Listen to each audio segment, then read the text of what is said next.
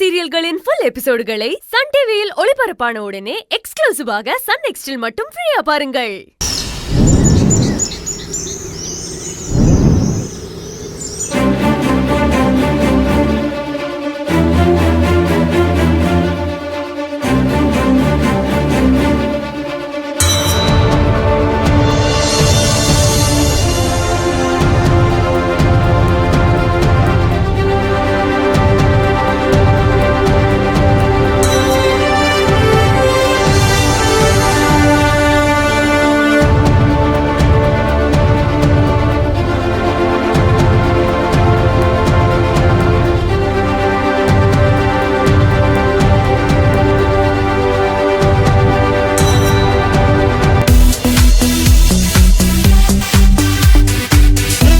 என்னடி 3 நாள் தடவை இந்த பிரியாணி வாங்கி சாப்பிட்டுக்கிட்டு இருக்க? அவ்வளோ நல்லா இருக்கா? செம்ம சூப்பரா இருக்கு. நீயும் ஒரு வாட்டி ட்ரை பண்ணி பாரு. பாட்டி, எல்லாருக்கும் ரொம்ப பிடிச்சிருக்கு.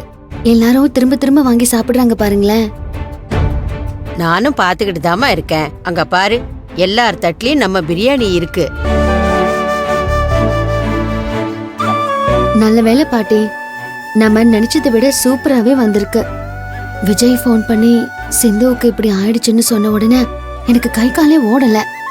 சிந்துவுக்கு என்ன ஆச்சோ, யார் இப்படி பண்ணிருப்பாங்கன்னு நினைச்சுக்கிட்டே இருந்தேன். மனசு நல்லா இருந்தா அதெல்லாம் நல்லா வரும் செவந்தி. இத்தனை நாளா இதே பிரியாணியை தானே திருப்பி திருப்பி செய்யறோம். பழக்கத்திலேயே நல்லா வந்துரும்ல.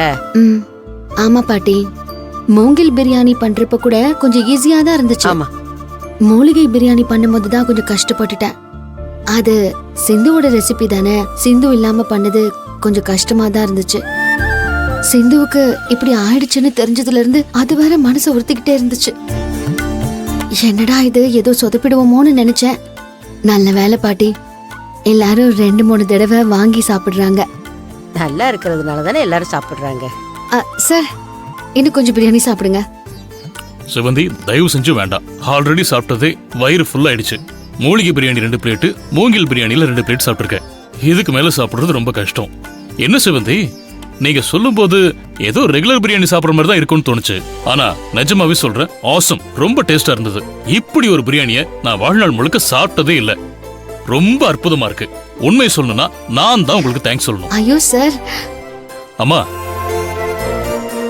உங்களோட மரபு வழி சமையல் உண்மையிலேயே ரொம்ப அற்புதமா இருக்கு. இப்படி ஒரு மூங்கில் பிரியாணியும் மூலிகை பிரியாணியையும் சாப்பிடுறதுக்கு என்னோட ஊர் மக்களும் கடை கஸ்டமர்ஸும் கொடுத்து வச்சிருக்கணும். ரொம்ப தேங்க்ஸ் சார். உங்க சர்க்கிள்ல மத்தவங்க எல்லாம் என்ன சார் சொன்னாங்க?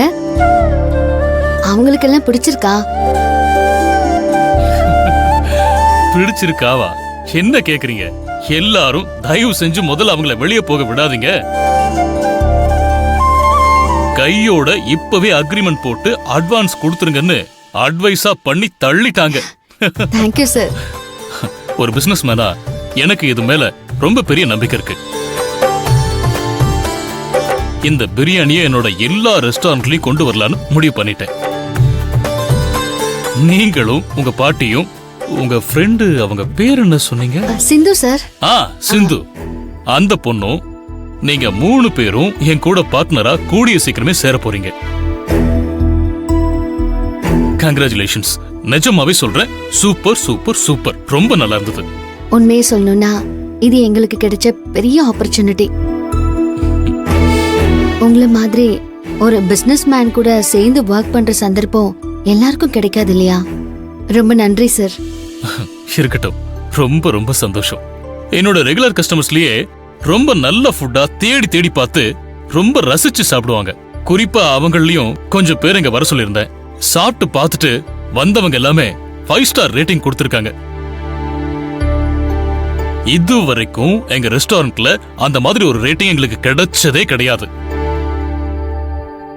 அதனால என்ன பொறுத்த வரைக்கும் எனக்கு மனசாரு டபுள் ஓகே.